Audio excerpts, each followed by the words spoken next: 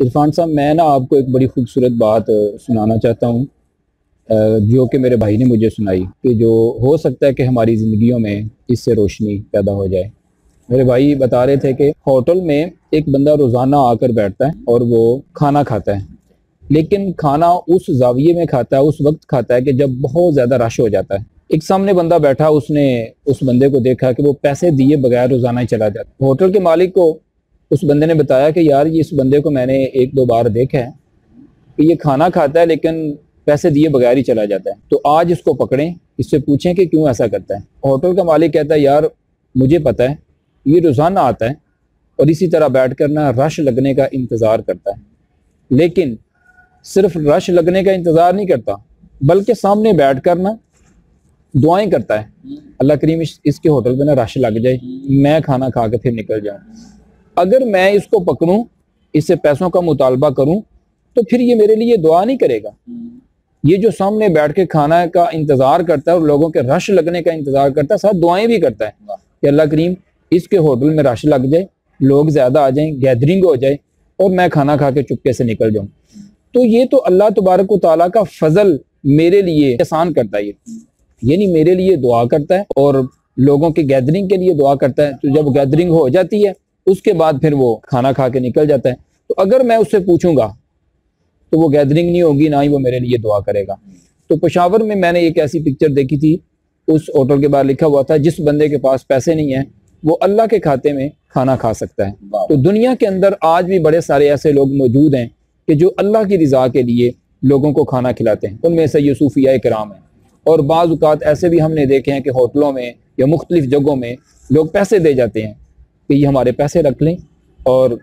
جو بندہ کھانا کھا کے پیسے نہیں دے سکتا، اب اس کھاتے میں ان پیسوں کو استعمال کر لینا۔ تو میرے اور آپ کے لیے بھی چھوٹی چھوٹی یہ چیزیں ہیں کہ جس کو ہم اگر اپنی زندگی میں لائیں گے تو بڑی ساری روشنی پیدا ہو جاتی ہے۔ اگر نہیں کچھ کر سکتے تو اپنے گھر سے ہم ایک خالی بوتل پانی کی لے لیں، اس کو اپنی ٹوٹی سے بھر کر راستے میں کوئی کام کرتے ہوئے ایک بندے کو پکڑا جائیں، تو یہ بھی بہت بڑی ایک نیکی ہے۔ کسی کو مسکرا کے ملنا یہ ایک بہت بڑی نیکی ہے۔ اللہ کریم مجھے اور آپ کو اس پر عمل کی توفیق عطا۔ خضر بھائی، کیا خوبصورت آپ نے بات کی ہے۔ میں اس پر آپ کو حضرت واصف علی واصف رحمۃ اللہ علیہ کی ایک بات بتا دیتا ہوں۔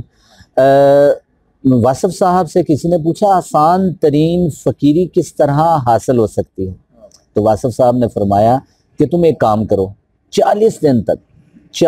دن تک تم نے جھوٹ نہیں بولنا، پھر جو تمہارے منہ سے نکلے گا اللہ اس کو سچ کر دے گا۔ دوسری بات آپ نے یہ فرمائی کہ 40 دن تک تم نے کھانا نہیں کھانا،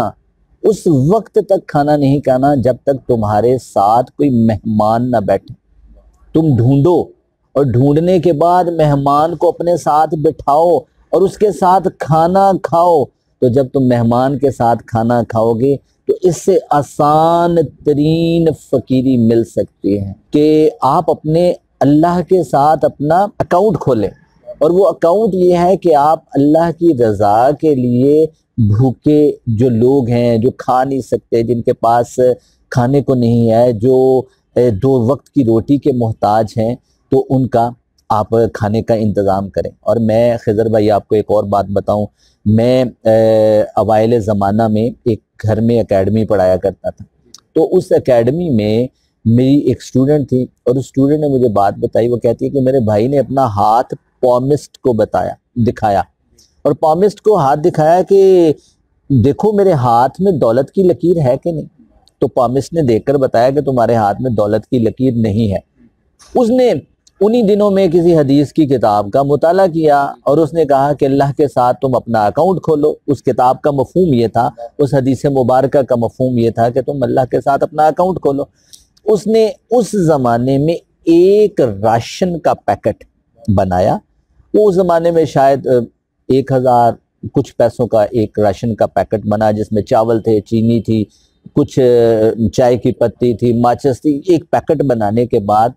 اس نے وہ کسی ضرورت مند کو ڈھونڈا، ڈھونڈنے کے بعد اس کے گھر میں وہ پیکٹ پہنچایا، اور آج ان کے گھر سے ہر مہینے 50 پیکٹ راشن کے لوگوں کے گھر میں جاتے ہیں۔ اور وہ بندہ جس کو پامسٹ یہ کہہ رہا ہے کہ تمہارے ہاتھ میں دولت کی لکیر نہیں ہے۔ تو اس لیے جب ہم اللہ کے ساتھ اکاؤنٹ کھولتے ہیں، جب انسانیت کی خدمت کرتے ہیں، تو پھر بہت ساری آسانیاں ہوتی